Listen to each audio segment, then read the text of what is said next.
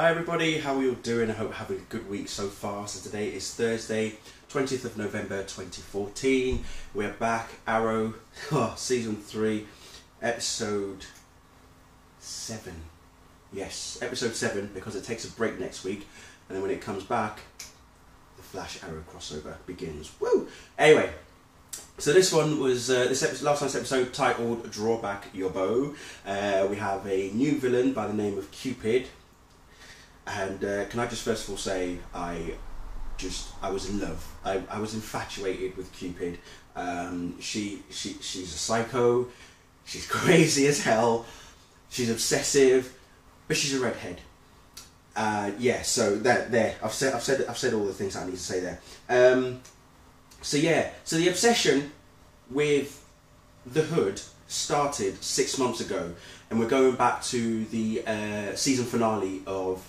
The season 2 finale of Arrow, and that's where we meet Carrie Cutter, as she is known, her real name, in that episode.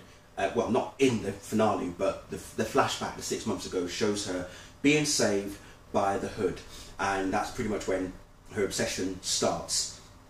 And we find that she has actually killed someone, a bad person, it so happens, for Oliver.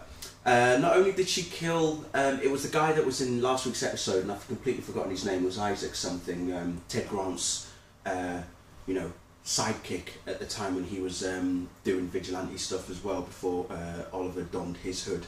So yeah, she killed him and dressed him up as the Hood, as a little symbol of love to the Hood. And Oliver's not impressed. He's just not impressed at all. He's thinking, right, this is strange, because at the beginning both Oliver and Diggle think that the arrows are of a spade shape, but if you turn it the other way around, it's actually a heart. And they find out when they locate Carrie's shrine, as I would like to call it, to the Hood, and good lord, I mean, I've seen Obsessive before, but this just really takes the biscuit. So yeah, so she insists that she and Oliver, well, she doesn't know it's Oliver, but she and Arrow meet up, get together, all that sort of stuff. On the other side of that, we have Ray Palmer doing the salmon ladder, may I add. Not very well. We don't actually see him move as such. We hear it in the background, but we don't actually see him. Yes, Brandon Routh is topless, bless his cottons, and so now we've had Oliver, Sarah, and now Ray doing the salmon ladder. I need to get on that. I mean, I am going to the gym like 5 days a week, but I need to start getting on the salmon ladder. So watch out for a video of that at some point in the near future, if you're lucky. Anyway, moving swiftly on. So Ray's got a benefit coming up. Well, I say a benefit. He's having dinner with a guy who owns a mining corporation, and Ray wants Felicity to be there.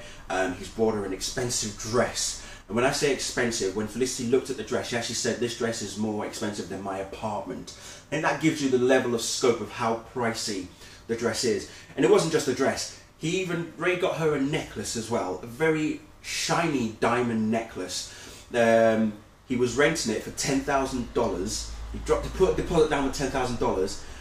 The necklace is actually worth $10 million. Oh, shit. So poor Felicity, she doesn't know what to do with herself. Now, bearing in mind, because this is like a sort of love romance type of episode, there is a triangle occurring here between Oliver, Ray, and Felicity.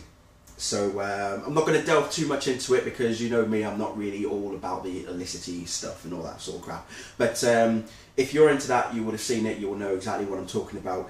I was quite pleased with the way that they did the logo for the intro theme as well. They actually changed it to the shape of a heart.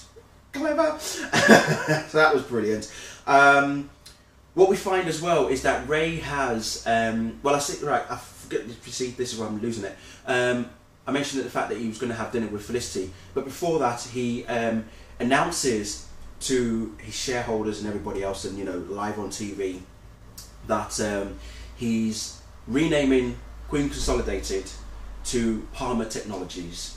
So, and it's very cool. You've got the P, the letter P for his surname, with a little atom spinning around it, and he actually does do the maneuver. He's like, "Oh, look at this is awesome." So poor Oliver, not only does he not have his company, he doesn't have a home, because he's now, I think he's moved in with Thea.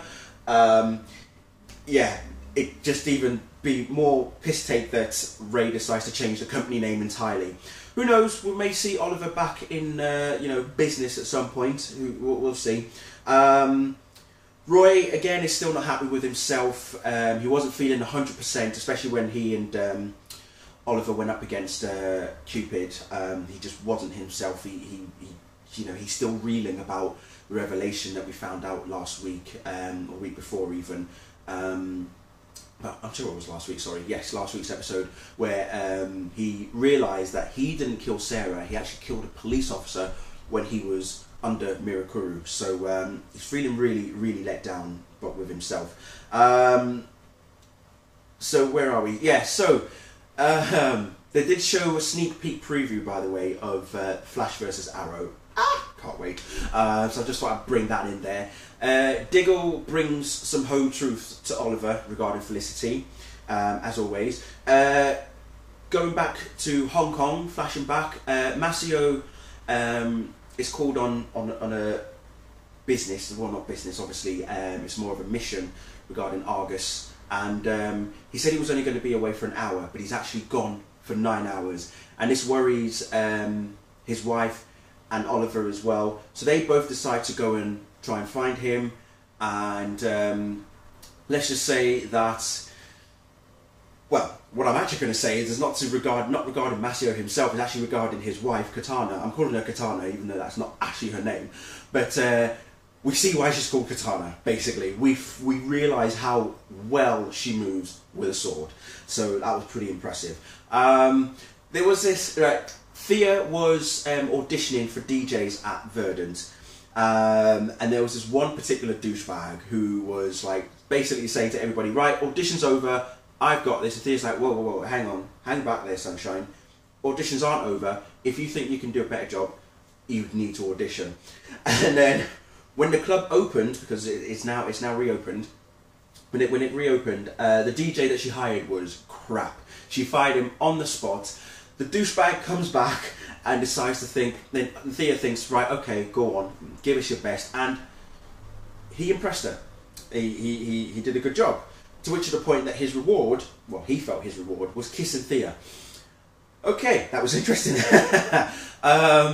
So yeah, and when we get back to Oliver and Cupid, or Carrie in this case, it's quite interesting how she is so obsessive about Oliver that she was willing to kill another guy for him, but at the same time Oliver had to be quick thinking, because the way that she had this guy tied up, he had a bomb around him, and Oliver was thinking about snapping the rope with his arrow, which Cupid told her to say, you do that and the bomb itself will actually explode because it's wired up to the rope. But the way in which Oliver actually dispatches the bomb, nice, very nice touch. Now, Ray Palmer. Well, I've got to go back to Ray Palmer because I think now we can see how he's going to become the Atom. Okay, we got a snippet. I say snippet. We got a tease of his suit. It was all like, you've seen Iron Man. Okay, you will have seen Iron Man. But see how Tony Stark builds his suit for well, not the first time because that was in the cave. But when he's back at home, he's building his suits. You know, he's using a computer, three-dimensional generator thing. Ray does a similar thing. Now, on screen, what you see is Atom, but A-T-O-M. So it's got dots in between. So it's clearly an acronym for something. We don't know what it could be. It could be anything. You know, so who knows what it could actually mean. Someone suggested that it could mean, and I'm going to try and find the what it was they were referring to.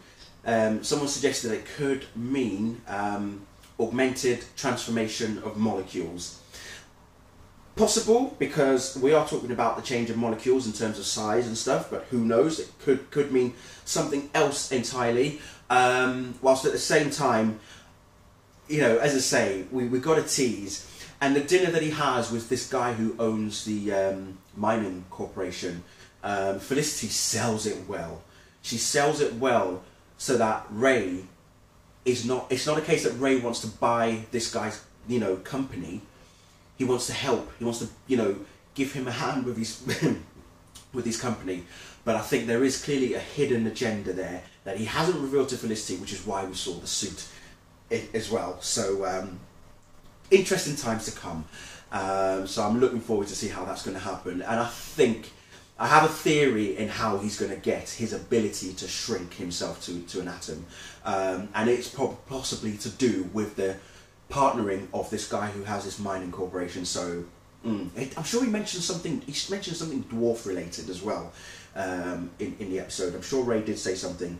But at the end, the very end of the episode, was a huge tease for the Flash Arrow crossover in 2 weeks' time. I'm not going to say what it is because, oh my god, I was impressed. Wholly impressed. So I'm looking forward to it. So can't wait. Anyway, thank you all very much for watching. Speak to you all very soon.